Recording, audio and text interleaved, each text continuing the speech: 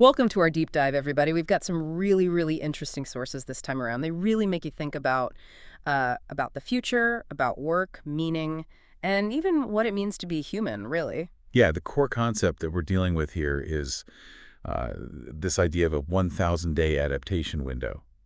The sources argue that we're at this really crucial point, like a massive shift is about to happen, with AI advancing so rapidly that we may only have, well, the 1,000 days to figure out how to, adapt to this new world and really thrive in it. 1,000 days, wow. That is a very short amount of time. What makes this so urgent? Are we really talking about, like, the Terminator and AI taking over the world, like in the movie? No, not quite like that. It's less about robots taking over and more about a really fundamental shift in how we live and work. Think about it this way. The very term human resources is already kind of telling, isn't it? We're already seen as resources, just cogs in this big machine. I've never thought about it that way, but you know what? You're right. It's like we're already dehumanizing ourselves even without AI. Yeah, exactly. That's exactly what these sources are highlighting. They draw on the work of philosophers like George Lukács, who argued that capitalism has this way of turning people into commodities. He called it reification. And AI could really accelerate that trend. Instead of just being a cog in the machine, we might become just, a data point in an algorithm. Okay, so it's not just robots replacing, like, factory workers then. It's something much deeper, a change in how we value human beings. And this 1,000-day window, this is about, like, us figuring out how to navigate this change, right? Right. It's about, really understanding how AI is already changing the world around us and how we can adapt so we're not just, being swept along by the current, but actually, shaping the future. Okay, let's get into some specifics now. The source breaks this resource idea into 4 dimensions: physical labor, cognitive labor, emotional or social capacity, and even creativity and imagination. It's kind of mind-blowing to think that AI could impact all of these areas, really. It's not just some future possibility. It's happening right now. I mean, we can see it already. Those Boston Dynamics robots doing backflips, replacing warehouse workers. We hear it in the AI-generated music, topping the charts, and even just those chatbots that provide companionship to elderly people. It's both amazing and kind of unsettling at the same time. Like, where do we draw the line? What makes us uniquely human if AI can do all these things? Yeah, the sources explore these questions too. They highlight the things AI is still struggling with, like the messy stuff, the complex aspects of being human that are really hard to just code. Like think of a doctor making a life or death decision in an operating room. AI can analyze scans, it can even suggest procedures, but it's the surgeon's experience, their intuition, and really their human connection with the patient that ultimately guides those critical decisions. So it's not that AI is better than us, but that there are things AI might, like, never really get. It's like those meaning-making tasks the source talks about. What does that even mean? Yeah, it's, the things that give our lives purpose and value, things that require human judgment, creativity, empathy. Think about, designing a new product that solves a real problem, or Yeah. teaching a child about the world or caring for a loved one. These are tasks that go beyond just, following instructions, right? Yeah. They require tapping into something much deeper, something uniquely human. Okay, I'm starting to see the bigger picture here, but how does this all connect back to the future of work? If AI takes over these instrumental tasks, what's even left for us humans to do? And that's where things get really interesting. The source argues that this shift isn't necessarily a bad thing. It could be an opportunity, a huge opportunity for us to redefine what work even means and really focus on, the activities that truly fulfill us. So it's not about losing our jobs to robots. It's about using AI to free ourselves up from the drudgery and really focus on what makes us human. Exactly. The source uses this great analogy of a sculptor. Imagine AI taking over that, back-breaking work of chiseling the stone. This frees the sculptor to focus on their artistic vision, the emotional expression, that creative spark that brings the sculpture to life. AI handles the labor, and the human provides the meaning. I love that. That's a powerful image. It really makes this whole shift feel less like a threat and more like an opportunity to reach our true potential as humans. But I imagine not everyone sees it that way. There must be some serious concerns about AI taking over jobs and, leaving millions of people unemployed, right? You're right. Those concerns are very real. And the source doesn't shy away from them. It even discusses some potential solutions like universal basic income or UBI, where everyone, receives a guaranteed income, a basic income, regardless of whether they, work or not. UBI, huh? That's a pretty radical idea. Tell me more about that. Imagine a world where everyone has enough to cover their basic needs, food, shelter, healthcare. This, it could provide a safety net for those who might be displaced by AI, AI-driven automation, and it could free people to pursue education, creative endeavors, or just spend more time with their loved ones. It's a way to ensure that everyone benefits from this increased productivity that AI could bring. It's definitely something to think about. But before we get into those, the big societal implications, I want to go back to this idea of AI enhancing our abilities rather than replacing us. The source mentions augmented intelligence. Tell me more about that. It's about seeing AI not as, our competition, but as our partner, as a tool that can help us, do things we could never do on our own. Think about, doctors using AI to, diagnose diseases much earlier, more accurately, or architects using AI to design buildings that are, not just beautiful, but also sustainable, or musicians using AI to compose music that really pushes the boundaries of creativity. So it's not AI versus humans. It's more like humans and AI working together to create something truly extraordinary. I really like that. But I imagine there are also potential downsides to this partnership. The source mentioned some ethical concerns. What are those? Yeah, the source makes it very clear that we really need to be mindful of how we develop and deploy AI. We need to think about data privacy, algorithmic bias, and the potential for AI to be, used for, surveillance or even manipulation. We can't just, blindly embrace this technology without really considering its impact on our lives and our society as a whole. So it's not just about adapting to the new technology, but it's about shaping the future of AI in a way that's aligned with our values and our vision for a better world. Exactly. And that brings us back to this, this 1,000-day adaptation window. We really have a limited time to have these conversations, make these decisions, and really take action to ensure that AI is a force for good and not a force for harm. Okay, I'm starting to feel a real sense of urgency here, but where do we even begin? What can our listeners do to prepare for this, AI-driven future? Well, the first step is education. Understanding what AI is, how it works, and how it's already impacting your life. Read articles, listen to podcasts, talk to people who are working in the field. The more informed you are, the better equipped you'll be to navigate this new world. So knowledge is power when it comes to AI. Absolutely. Right. And once you have that knowledge, you can start thinking about how to adapt and thrive in this new world powered by AI. Okay, that makes sense. But it does all feel a bit overwhelming, Are we really expected to become, AI experts to just survive in the future? Not at all. Yeah. But we do need to be aware of the changes that are happening and be proactive in shaping the future we want to see. And remember, this isn't just about individual adaptation. It's about collective action. So what can we do collectively to ensure that AI is used for good? We need to start having these conversations about AI ethics, about data privacy, about the future of work.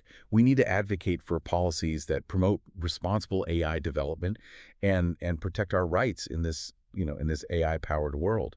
And we need to support organizations that are working to make AI more, accessible and beneficial for everyone.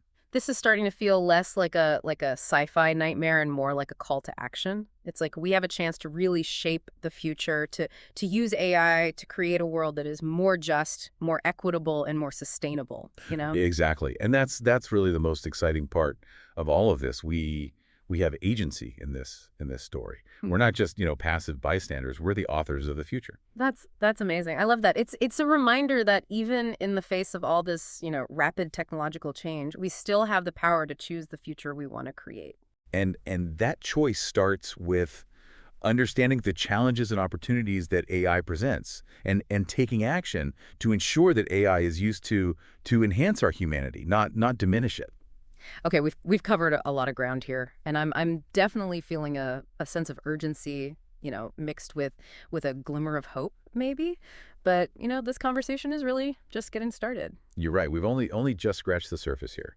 And the next part of our deep dive, we're going to explore some of the specific ways that AI is, already changing the world from education to healthcare to the arts. I can't wait. You mentioned in your notes that you were really interested in how AI could like revolutionize education. Right. The source paints this really fascinating picture of what it calls flipped classrooms 2.0. Flipped classrooms 2.0, huh? Okay, you've definitely got my attention now. What does that even mean? Well, it takes that concept of flipped classrooms, where students watch lectures at home and do their homework in class. And it just, it takes it to a whole new level. Imagine, AI handling all the basic instruction, explaining like mathematical concepts or historical events, but in a way that's tailored to each student's, learning style and their pace. So instead of like sitting in rows listening to the teacher like drone on and on, the students can learn at their own speed and in a way that actually, makes sense to them. Exactly. And that frees up so much classroom time for something much more, exciting and engaging. Things like, active learning, hands-on experimentation, collaborative projects, and really deep discussions that really get those critical thinking skills, firing. That sounds pretty amazing, but wouldn't that make teachers like, obsolete? Not at all. In fact, the source argues that teachers actually become even more important in this model. They shift from being lecturers to becoming, mentors, facilitators, and guides, really. Okay, I'm trying to picture what that would actually look like in practice. What are some concrete examples of how this AI-powered learning, could work? Well, imagine like a history class where students can use AI simulations to experience different historical periods, like firsthand, or a physics class where they can, design and test virtual bridges using AI-powered software. Okay, now you're really speaking my language. I wish my physics class had been that engaging, that's for sure. But what about those meaning-making tasks we were talking about earlier? How do we make sure the students are developing those uniquely human skills, in this high-tech environment? Well, that's where the human element comes in. Teachers can guide students to ask those tough questions, challenge assumptions, think critically about the information they're encountering, and really connect it back to, real world problems and ethical considerations. So it's not about memorizing like facts and figures anymore. It's about learning how to think for yourself, how to solve problems creatively, and really how to navigate a world that's becoming increasingly complex and AI driven, right? Exactly. The source calls it a shift from filling minds to sparking curiosity, from teaching to the test to teaching for life, really. I love that. But I imagine that this kind of, educational transformation isn't going to be easy. What are some of the challenges that we need to think about? Well, the source highlights four key challenges: the technology gap, the role of teachers, preserving human connection in education, and the need for really strong ethical guidelines. Okay, let's break those down one by one. First up, the technology gap. Not everyone has access to the latest and greatest tech, right? You're absolutely right. If we're not careful, this AI-powered education could actually make those existing inequalities even worse. Yeah. We need to make sure that everyone has access to the necessary devices, reliable internet connectivity and really good digital literacy training. Yeah, it's like that old saying, a rising tide lifts all boats, right? Yeah. We need to make sure that everyone benefits from this AI revolution, not just those who can, afford it. Exactly. Now, the second challenge is the role of teachers. Yeah. We need to make sure that educators are properly trained and supported in this new landscape. Yeah, I mean, it's hard to imagine teachers just, stepping aside and letting AI take over their classrooms completely, right? Of course not, but their role does need to evolve. Instead of lecturing, they'll need to become experts in facilitating these rich discussions, mentoring students, and really helping them develop those essential human skills that AI can't replicate. Yeah, it sounds like a pretty fundamental shift in how we think about teaching, What about that third challenge you mentioned, preserving human connection in education? Isn't there a risk that all this technology could make learning more, impersonal and isolating? That's a really valid concern, and the source addresses it directly. Yeah. It argues that we need to be really intentional about designing learning environments that prioritize human interaction, collaboration, and social emotional learning. Even with AI handling some of the instruction, schools can still be, those places where students build relationships, learn from each other, and develop empathy and compassion. So it's not about replacing human interaction with technology, but about finding ways to use technology to enhance and deepen those connections. Exactly. And finally, we need to address that fourth challenge, establishing strong ethical guidelines for AI in education. Ethical guidelines. What kind of things are we talking about here? Well, we need to make sure that AI systems are being used, fairly and responsibly, that student data is being protected, and that AI is being used to enhance learning, not to, track, monitor, and control students. Yeah. These are really complex issues that require careful consideration and ongoing dialogue. It sounds like we're just scratching the surface of this whole, AI and education thing. There's so much potential, but also a lot of responsibility to really get it right. You've hit the nail on the head there, and that's why this 1,000-day adaptation window is so important. We need to start thinking about these issues now and working together to create an education system that prepares students for an AI-powered future while still nurturing their humanity. Okay, so we've talked about AI's impact on, physical labor, like with those robots we mentioned earlier, and now education. But what about the more creative field? You mentioned AI generated music earlier. Is AI about to replace artists and musicians too? That's a great question, and the source delves into this as well. Yeah. It argues that AI is already changing the creative landscape in some pretty remarkable ways. Yeah. We're seeing AI being used to compose music, write poetry, or create visual art, even generate entire movie scripts. That's both incredible and a little intimidating, to be honest. Does this mean that human creativity is becoming obsolete? Not necessarily. The source actually suggests that AI could enhance human creativity by acting as a kind of collaborator, a tool that helps artists really push the boundaries of what's possible. Imagine, a musician using AI to generate new melodies, or a writer using AI to explore different narrative structures. Yeah. It's like having this creative partner who can help you, break through creative blocks and really explore uncharted territory. So instead of being replaced by AI, artists could use it to supercharge their own creative process. Exactly. And that's just one example. We're seeing similar things happening in fields like architecture, design, and even scientific research.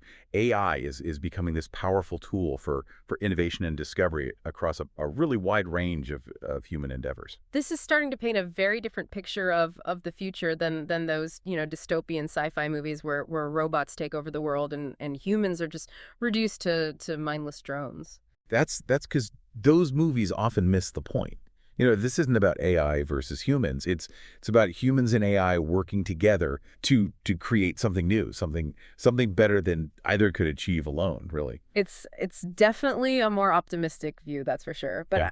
I imagine not everyone shares this enthusiasm for AI, right? There must be some real concerns about the potential downsides. You're right. The source doesn't shy away from those concerns either. It acknowledges the potential for AI to be used for harmful purposes like surveillance, manipulation, and even warfare. Okay, so it's not all sunshine and roses then. What can we do to make sure that AI is used for good and not for evil? That's the million-dollar question. Yeah. The source argues that we need to be really proactive in shaping the future of AI. Mm-hmm. We need to develop those ethical guidelines, promote responsible AI development, and advocate for policies that protect our rights and freedoms in this this AI-powered.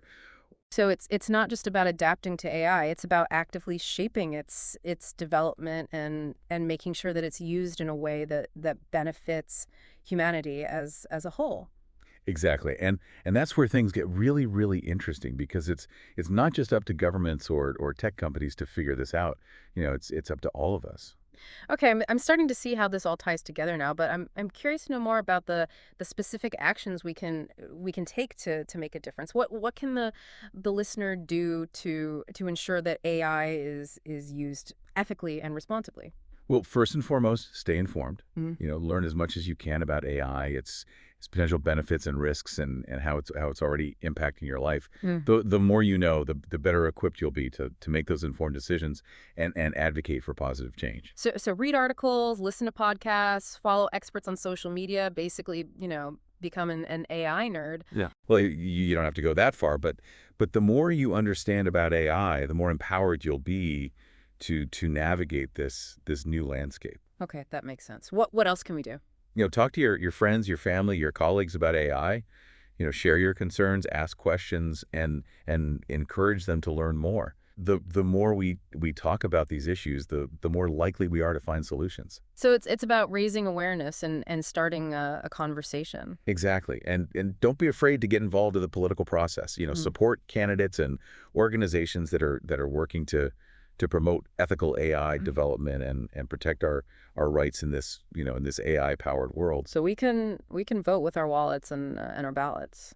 Absolutely. And finally, be mindful of how you're using AI in your own life. Are you using it in a way that aligns with your values? Are you being critical of the information you're getting from AI systems? Are you taking steps to protect your privacy and data security? These are all really important questions to consider as AI becomes more and more integrated into our lives. It sounds like we all have a role to play in shaping the future of AI, but I'm still curious to know more about what that future might actually look like. What are some of the most exciting possibilities that AI could unlock? Well, the source paints this picture of a future where AI helps us solve some of the world's most pressing problems, from climate change to poverty to disease. It envisions a world where AI augments human creativity, leading to breakthroughs in art, science, and technology. And it imagines a world where AI helps us create more, just equitable societies where everyone has the opportunity to thrive. It's a very hopeful vision, that's for sure. But I imagine there are also some potential pitfalls we need to be aware of. You're right. The source acknowledges that AI could also be used to create new forms of, inequality, surveillance, and even oppression. Yeah. But it emphasizes that the future isn't predetermined. The choices we make today will shape the world of tomorrow. So it's not just about adapting to AI, it's about actively shaping its development and ensuring that it's used for good and not for harm. Exactly. And that's the most important message of all. We have the power to choose the future we want to create with AI. Okay, we've covered a lot of ground here, from the potential of AI to revolutionize education to the ethical challenges we need to address. But this conversation is just getting started, right? Absolutely. There's still so much to explore and discuss. And in the final part of our deep dive, we'll delve into some of the more philosophical implications of AI, what it means for our understanding of ourselves and what it might mean for the future of humanity as a whole. I can't wait. Okay, so we've explored how AI could transform pretty much everything from how we work to how we learn. But now I'm ready to really get philosophical. What does all of this, all this AI stuff mean for our understanding of what it means to be human? Yeah, that's a big question that the source really grapples with, too. It argues that AI is really forcing us to confront some pretty fundamental questions about ourselves, like what makes us unique? What is consciousness? What is the meaning of life in this world where machines can outperform us in so many areas, Whoa. Those are some seriously heavy questions. I'm not sure I'm ready to solve all the mysteries of the universe today, but I'm definitely intrigued. What kind of insights does the source offer on this?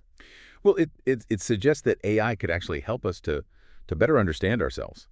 By seeing what machines can and can't do, we gain this clearer perspective on what makes us uniquely human. So it's almost like AI is holding up a mirror to humanity in a way. Exactly. And it's not always a flattering reflection either. We might realize that some of the things we thought were uniquely human, like logic, problem solving, even creativity can actually be, replicated by machines. That's a bit humbling, to say the least. So what does that leave us with? What are those truly irreplaceable human qualities then? Well, the source points to things like empathy, compassion, moral judgment, and the ability to experience a wide range of emotions. Yeah. These are the qualities that allow us to connect with each other on a really deep level, to appreciate beauty, to make meaning out of our experiences, and really to grapple with those big questions about, about life, the universe, and everything. So it's not about like denying the power of AI or Yeah. trying to compete with it. It's about recognizing those essential human qualities that machines may never fully grasp. Right. And it's about figuring out how to cultivate and nurture those qualities in ourselves and in future generations. The source argues that this is where education becomes even more crucial. Yeah, we've already talked about how AI could transform education, but how can we ensure that it's being used to really foster those uniquely human qualities? It feels like there's a risk that we could become so focused on, on STEM skills and technical proficiency that we neglect those essential human skills that we've been talking about. That's a valid concern, and the source really emphasizes the need for a more holistic approach to education, one that Yeah. that balances technical skills with critical thinking, creativity, empathy, and ethical reasoning.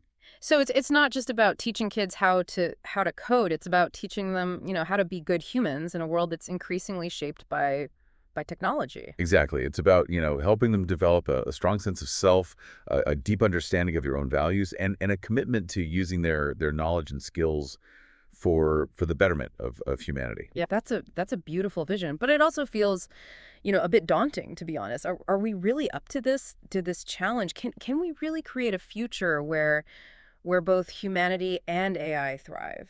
Well, the source is optimistic, but it's clear that it won't be easy. It requires a conscious effort to really shape the future of AI in a way that aligns with our values and our aspirations for a better world. So this isn't just about, adapting to AI. It's about actively guiding its development and making sure that it's used for good, not for harm. Precisely. And it requires this fundamental shift in our thinking. We need to move away from this mindset of humans versus machines to a mindset of humans and machines working together, you know? It's like that old saying, the whole is greater than the sum of its parts, right? Exactly. Yeah. And that's what's so exciting about this moment in history. We Yeah. have the opportunity to create something truly extraordinary, something that transcends the limitations of both humans and machines. I love that. It's a reminder that even in the face of all this rapid technological change, we still have the power to choose the future we want to create. And that choice starts with asking ourselves those tough questions, engaging in open and honest dialogue, Yeah. and working together to shape the future of AI Yeah. in a way that benefits all of humanity. Okay, I think we've officially reached like peak philosophical depth for today. But I'm leaving this conversation feeling both challenged and inspired. What are your final thoughts for our listeners today? Remember that 1,000-day adaptation window we talked about. The clock is ticking, but it's not a countdown to disaster. It's an opportunity to step up and really shape the future. Educate yourself about AI, engage in those conversations about its implications, and take action to ensure that it's used for good. The future is in our hands. Well said. And that's it for our deep dive into AI and the future of humanity. I want to thank you for sharing this incredible journey with us. We hope you found it insightful, thought provoking, and maybe even a little bit hopeful. And remember, this conversation is just beginning. Keep exploring, keep questioning, and keep shaping the future.